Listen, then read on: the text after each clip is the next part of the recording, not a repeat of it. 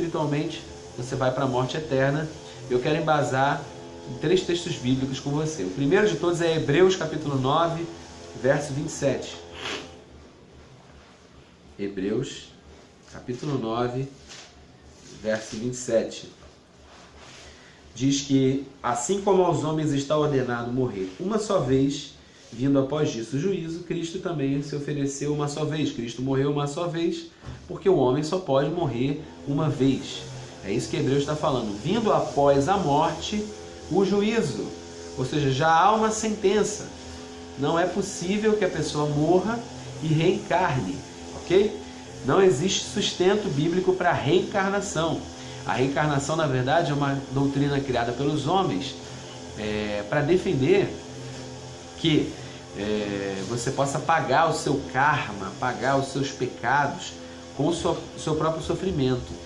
Esse é um pensamento que muitas religiões cultivam, o hinduísmo, por exemplo, de que você precisa pagar os seus pecados sofrendo, e que o sofrimento vai expiar o seu pecado, vai perdoar o seu pecado. Isso é um grande problema, né?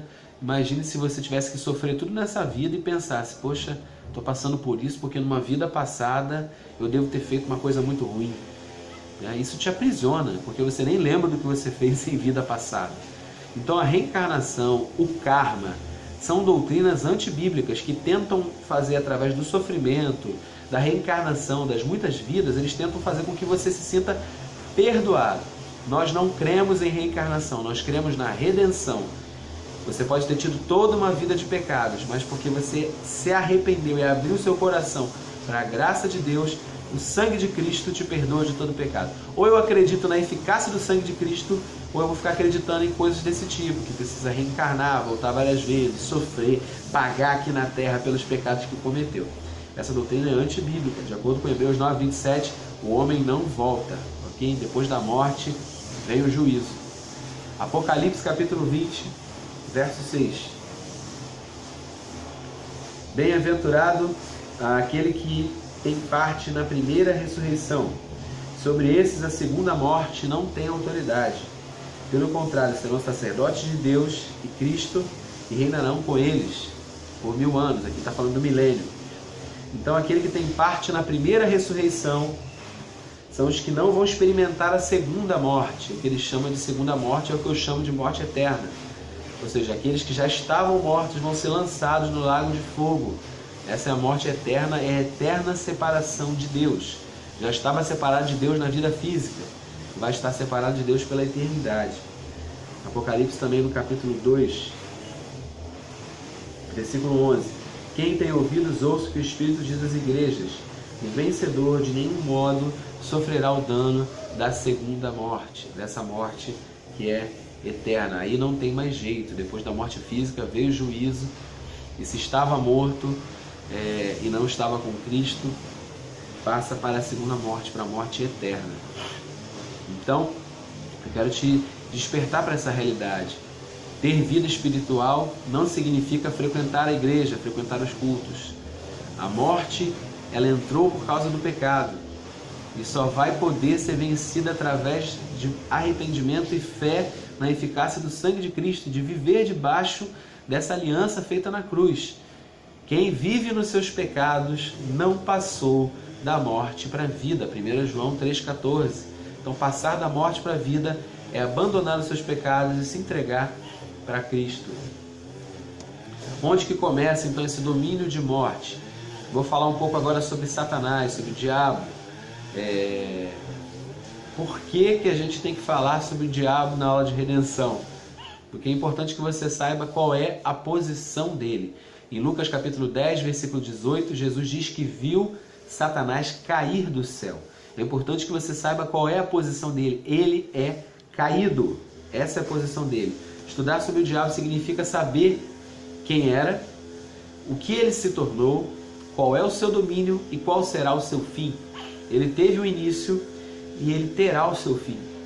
Eu quero deixar 2 textos, eu não vou ler, mas eles são 2 textos do Velho Testamento que dão uma noção de quem era Satanás antes de se tornar Satanás. Primeiro, dizer o que significam essas palavras, tá bom? Satanás significa inimigo, adversário.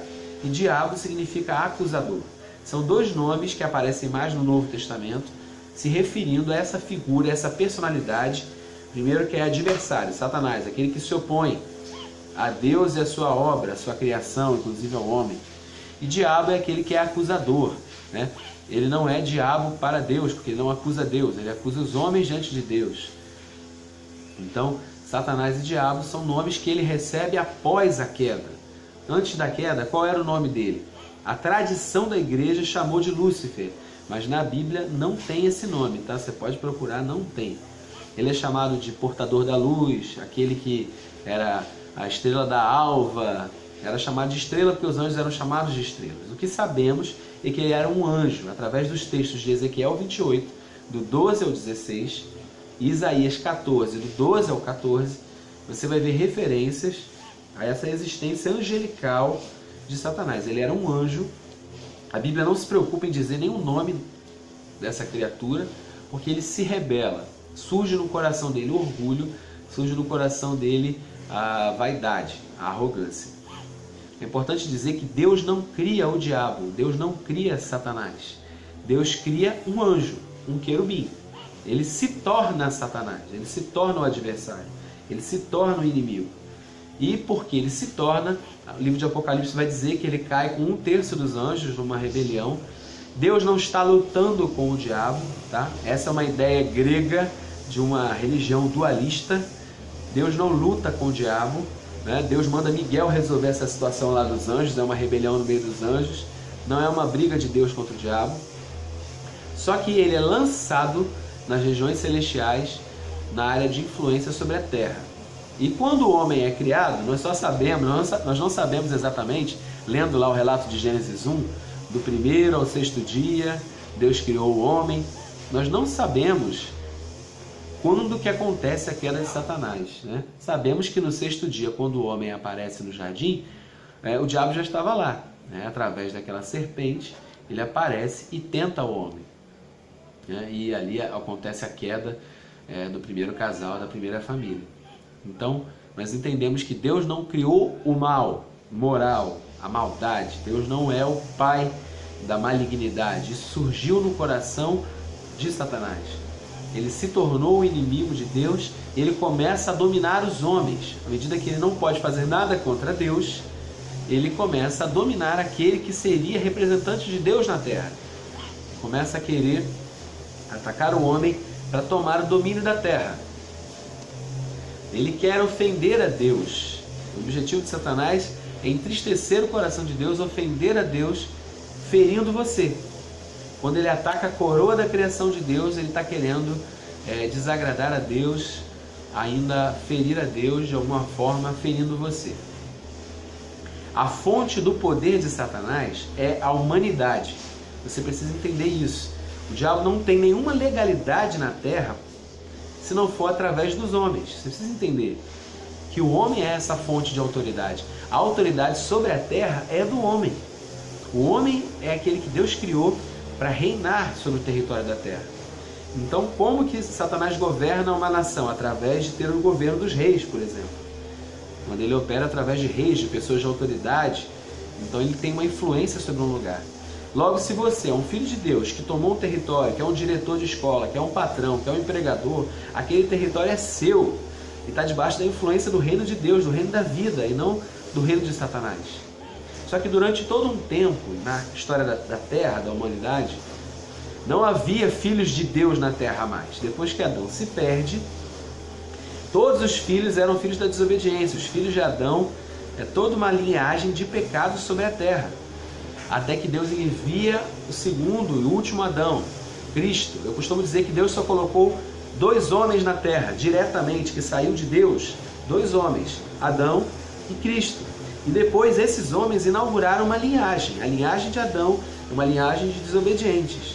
E nós nascemos segundo Adão, mas tivemos que nascer de novo, segundo Cristo. E a partir de Cristo, então, a gente é uma nova linhagem sobre a face da terra. Mateus capítulo 4, verso 8 ao 10, você pode conferir em casa, é aquela passagem onde Satanás leva Jesus para ser tentado, aliás, o Espírito leva Jesus para ser tentado pelo diabo. E o diabo, nessa tentação, mostra para Jesus os reinos da terra lá, ele leva ao pináculo do templo, ele mostra ali no alto do monte as nações da terra para Jesus e fala: tudo isso te darei se prostrado você me adorar. Se fosse uma mentira, Jesus diria: o diabo, você é mentiroso, a terra toda é minha. Mas no Salmo 115, verso 16, diz que a terra Deus deu aos homens. Então a terra não está no controle de Deus por uma questão de legalidade. Deus deu a terra para o homem. E o homem, debaixo do domínio de Satanás, quem está dominando a terra é Satanás. É por isso que Satanás fala: olha, eu te dou, se você me adorar, se você cumprir aquilo que eu sempre quis, é ser adorado, ser igual ao Altíssimo. Se você me der isso, eu te dou a terra de volta, eu te dou o domínio dos homens. Em outras palavras, Jesus, você não precisa morrer, você não precisa ser crucificado. Você lembra que sempre era essa a tentação? E o diabo sempre dizia, né, através de pessoas: olha, não se crucifica não, olha, desce da cruz se você é filho. Então naquela tentação o tempo todo, o diabo queria que Jesus não morresse, queria que ele não se entregasse, queria que ele não tomasse de novo o reino, porque em Gênesis 3,15 diz que da semente da mulher Deus levantaria aquele que pisaria a cabeça da serpente. E todos entenderam, Adão entendeu, o diabo também entendeu, que o domínio da serpente seria tirado por um descendente da mulher. Por isso Satanás se volta contra toda a humanidade, contra todo descendente nascido de mulher. Até que na figura de Cristo, finalmente a obra da redenção se inicia e vai se completar, como eu disse, quando a morte for finalmente destruída. O tempo de Satanás operar na terra é curto. Veja o que diz esse texto, eu vou ler, Apocalipse 12:12. Tem gente que tem medo de ler Apocalipse porque acha que Apocalipse é um livro que fala muito sobre o diabo. Na verdade, é um livro que fala muito sobre Cristo, sobre o reino de Cristo, sobre a derrota do diabo. Apocalipse 12:12 diz assim: por isso festejai aos céus e vós os que nele habitais, ai da terra e do mar, porque o diabo desceu até vós cheio de grande cólera, sabendo que pouco tempo lhe resta. E é o que nós estamos vendo aí, a grande fúria, a grande cólera de Satanás, porque ele sabe que ele tem pouco tempo. Ele tem pouco tempo, ele não perde tempo. Então ele está trabalhando aí para arrastar o maior número de pessoas possível para o seu reino, para o seu domínio, porque ele sabe que o seu tempo é curto.